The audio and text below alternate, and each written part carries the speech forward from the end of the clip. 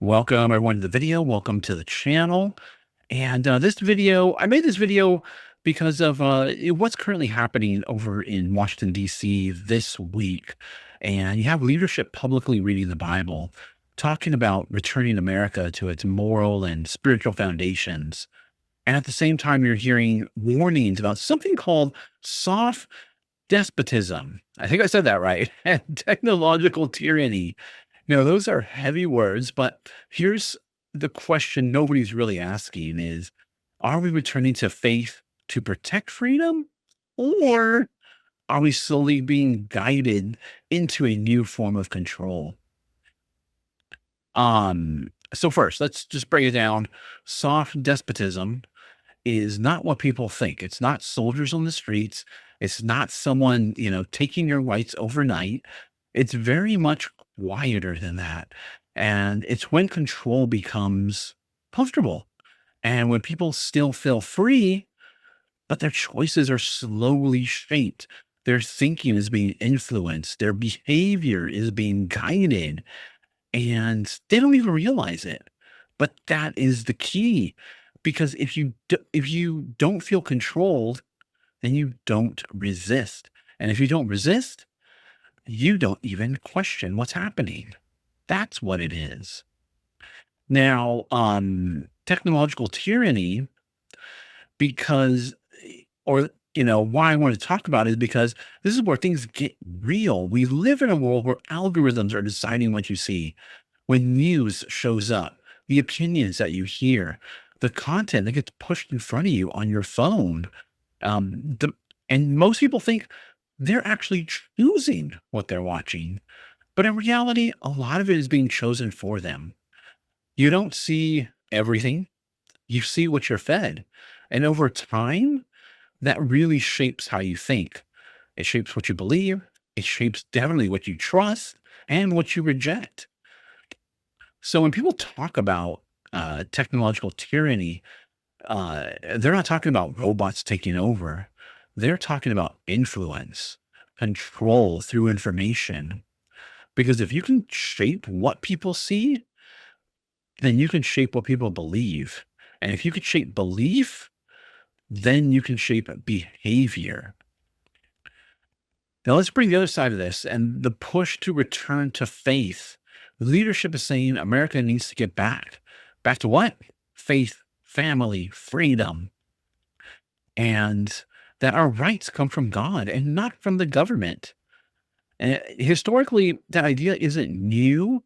That's actually a foundation of how this country was built. The belief that rights are given by a higher power. Because if they come from the government, then the government can just take them away.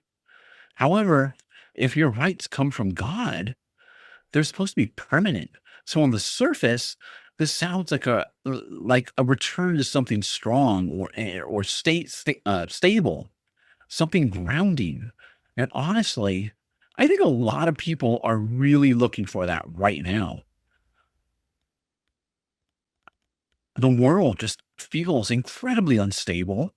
There's so much uncertainty in the world right now, not just in America, but all over the world. And things feel really chaotic. People they're looking for something solid, something that they can believe in. But here's really where things kind of get complicated, and you have two things happening at the same time. You have this increasing technological influence, and you have the push towards religious foundations. And the question becomes, what happens when belief and power meet? Because history shows us something. When leadership aligns itself with belief systems, it becomes very powerful.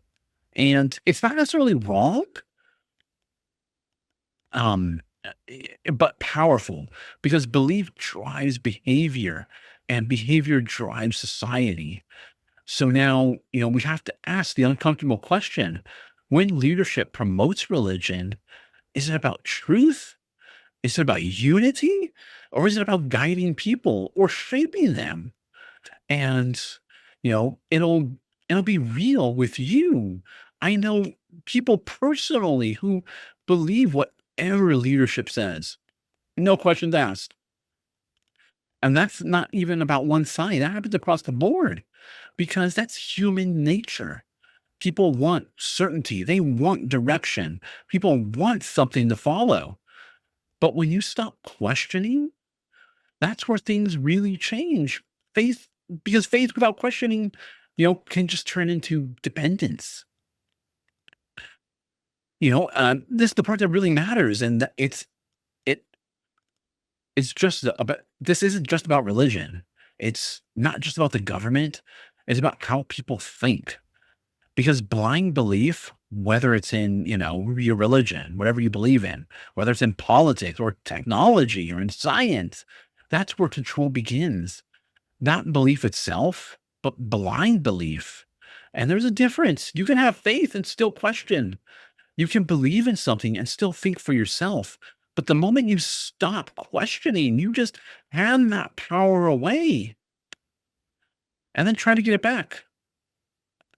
So when you see things like national Bible readings, talk about returning to faith, warnings of technological tyranny, don't just accept it at face value. Think about it. Ask questions. Look at both sides. Because the real danger isn't the faith, it's not technology, it's not even really the leadership. It's losing the ability to think for yourself. And that's how control happens. It's quiet, slow, and very comfortable. Most people never have most of us have never even see it. But let me know what you think down in the comments down below. Again, my goal is to get people thinking. I think this really definitely is hard. Not accepting things at face value. I have the ability just to cut through all the, for lack of a better uh abbreviation, to cut through the BS, uh, and like hopefully I'm able to break it down and kind of like I said, just get people to think more. Thanks for watching. And if you enjoyed the content, please like the video by hitting the thumbs up. Consider subscribing if you want to continue to see more content like this. Ultimately, I would like to have 2 videos out a week, but I these videos, it's not like my other social media stuff. I really want these to be, well scripted. I do take time to actually make the script for this video and, crossing my T's, dotting my I's. So it takes a little bit of time. I know this is just a short video, but the outline and everything is huge, a few pages. And then I have to, chop it all down. And it feels like I'm back in college again. Otherwise, thanks for watching. And I hope you enjoyed it. I hope you learned something from it. I hope this gets you thinking. And let me know in the comments down below. Thanks for watching.